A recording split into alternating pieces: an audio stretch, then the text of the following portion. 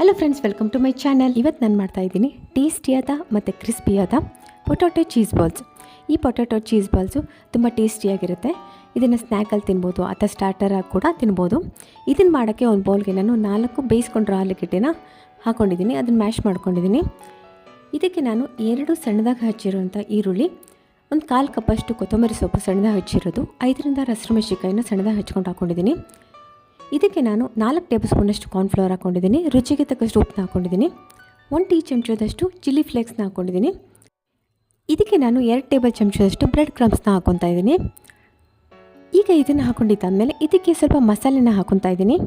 ಅರ್ಧ ಟೀ ಚಮಚದಷ್ಟು ಅರಿಶಿನ ಪುಡಿನ ಹಾಕ್ಕೊತಾ ಇದ್ದೀನಿ. 1 ಟೀ ಚಮಚದಷ್ಟು ಚಾಟ್ ಮಸಾಲನ ಹಾಕ್ಕೊಂಡಿದ್ದೀನಿ. ಈಗ ಇದನ್ನೆಲ್ಲ ಚೆನ್ನಾಗಿ ಮಿಕ್ಸ್ ಮಾಡ್ಕೊತಾ ಇದ್ದೀನಿ. ಈಗ ಇದನ್ನೆಲ್ಲ ಚೆನ್ನಾಗಿ ಬೆರೆಸ್ಕೊಂಡಿದ್ದಾದಮೇಲೆ ಇದಕ್ಕೆ ನಾನು 3/4 ಟೀ ಚಮಚದಷ್ಟು ಶುಂಠಿ ಬೆಳ್ಳುಳ್ಳಿ ಪೇಸ್ಟ್ನ ಹಾಕ್ಕೊತಾ ಇದ್ದೀನಿ. ಈಗ ಶುಂಠಿ ಬೆಳ್ಳುಳ್ಳಿ ಪೇಸ್ಟ್ನ ಹಾಕ್ಕೊಂಡಿದ್ದಾದಮೇಲೆ ಇದನ್ನು ಕೂಡ ಚೆನ್ನಾಗಿ ಬೆರೆಸ್ಕೊತಾ ಇದ್ದೀನಿ. ಈಗ ಅದನ್ನು ಮಿಕ್ಸ್ ಮಾಡ್ಕೊಂಡಿದ್ದಾದಮೇಲೆ ಇನ್ನೊಂದು ಬೌಲಲ್ಲಿ ನಾನು 2 ಟೇಬಲ್ ಚಮಚದಷ್ಟು ಕಾರ್ನ್ಫ್ಲೋರ್ನ ಹಾಕ್ಕೊಂಡಿದ್ದೀನಿ.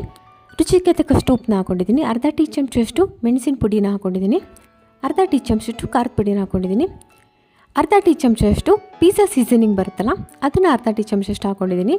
ನೀವು ಬೇಕಾದರೆ ಖಾರ ಎಕ್ಸ್ಟ್ರಾ ಬೇಕು ಅಂದರೆ ಸ್ವಲ್ಪ ಖಾರದ ಪುಡಿನ ಸೇರಿಸ್ಕೊಬೋದು. ಇದಕ್ಕೆ ಒಂದು 1/4 ಕಪ್ಪಷ್ಟು ನೀರನ್ನ ಹಾಕ್ಕೊಂಡು ಇದನ್ನು ಚೆನ್ನಾಗಿ ಮಿಕ್ಸ್ ಮಾಡ್ಕೊಂಡು ಇಟ್ಕೊಂಡಿದ್ದೀನಿ. ಈ ಮಿಶ್ರಣ ಸ್ವಲ್ಪ ತೆಳ್ಳಕ್ಕಿರಬೇಕು. ಈಗ ಇನ್ನೊಂದು ಪ್ಲೇಟಲ್ಲಿ ನಾನು ಅರ್ಧದಿಂದ 3/4 ಕಪ್ಪಷ್ಟು ಬ್ರೆಡ್ ಕ್ರಮ್ಸ್ನ ತೊಗೊಂಡಿದ್ದೀನಿ. ಒಂದು 15ರಿಂದ 20 ಪೀಸಷ್ಟು ಚೀಸ್ ಕ್ಯೂಬ್ಸ್ಗಳನ್ನ ಸಣ್ಣದಾಗಿ ಕಟ್ ಮಾಡ್ಕೊಂಡು ಇಟ್ಕೊಂಡಿದ್ದೀನಿ. ನಾವು ಪೊಟ್ಯಾಟೊ ಮಿಶ್ರಣನ ರೆಡಿ ಮಾಡ್ಕೊಂಡು ಇಟ್ಕೊಂಡಿದ್ದಲ್ಲ, ಅದನ್ನು ಸಣ್ಣ ಸಣ್ಣ ಉಂಡೆಯಾಗಿ ತೊಗೊಂಡು ಅದರೊಳಗಡೆ ಚೀಸ್ ಕ್ಯೂಬ್ಸ್ನ ಇಟ್ಕೊಂಡು ಈ ಥರ ಬಾಲ್ ಶೇಪದಲ್ಲಿ ಮಾಡ್ಕೊಂಡು ಇಟ್ಕೊತಾ ಇದ್ದೀನಿ. ಈಗ ನಾನು 4 ಉಂಡೆನ ಮಾಡ್ಕೊಂಡಿದ್ದೀನಿ. ಇದೇ ಥರ ಎಲ್ಲ ಉಂಡೆಗಳ್ನು ಮಾಡ್ಕೊಂಡು ಇಟ್ಕೊಂಡಿದ್ದೀನಿ.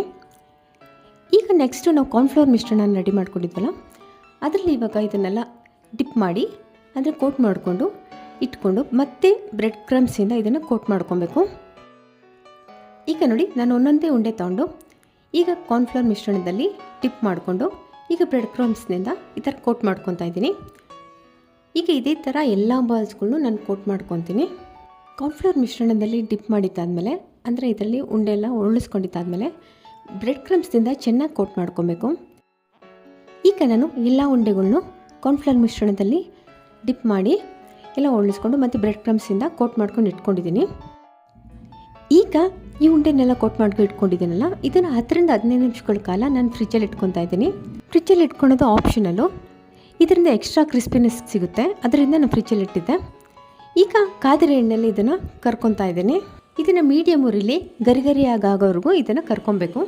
ನಾವು ಚೀಸ್ ಬಾಲ್ಸ್ಗಳನ್ನ ಕಾದಿರೋ ಎಣ್ಣೆಗೆ ಹಾಕಿದ ತಕ್ಷಣ ಸೌಟಿಂದ ತಿರುಗಬಾರ್ದು, ಏಕೆಂದರೆ ಆವಾಗ ಕಿತ್ತೋಗೋ ಚಾನ್ಸಸ್ ಇರುತ್ತೆ. ಇದು ಸ್ವಲ್ಪ ಕಲರ್ ಚೇಂಜ್ ಆದಮೇಲೆ ಇದನ್ನು ತಿರುಗಿ ಹಾಕೊಬೇಕು ಈ ಥರ. ಈಗ ನಾನು 1 ಬ್ಯಾಚ್ ಅಷ್ಟು ಚೀಸ್ ಬಾಲ್ಸ್ಗಳನ್ನ ಕರ್ಕೊಂಡಿದ್ದೀನಿ. ಇದೇ ಥರ ಇನ್ನು ಮಿಕ್ಕಿದ ಚೀಸ್ ಬಾಲ್ಸ್ಗಳನ್ನ ಹಾಕ್ಕೊಂಡು ಗರಿ ಆಗೋವರೆಗೂ ಇದನ್ನು ಕರ್ಕೊತೀನಿ. ಇದನ್ನು ಮೀಡಿಯಮ್ ಉರಿಲೇ ಬೇಯಿಸ್ಕೊಬೇಕು, ಇದರಿಂದ ಚೆನ್ನಾಗಿ ಕ್ರಿಸ್ಪಿನೆಸ್ ಬರುತ್ತೆ. ಈಗ ನಮ್ಮ ಗರಿಯಾದ ಚೀಸ್ ಬಾಲ್ಸ್ಗಳು ರೆಡಿಯಾಗಿದೆ. ಈಗ ಇದನ್ನು ತಿನ್ಬೋದು. ಈ ವಿಡಿಯೋ ನಿಮ್ಗೆ ಇಷ್ಟ ಆಗಿದರೆ ಲೈಕ್ ಮಾಡಿ, ಶೇರ್ ಮಾಡಿ, ಸಬ್ಸ್ಕ್ರೈಬ್ ಮಾಡಿ.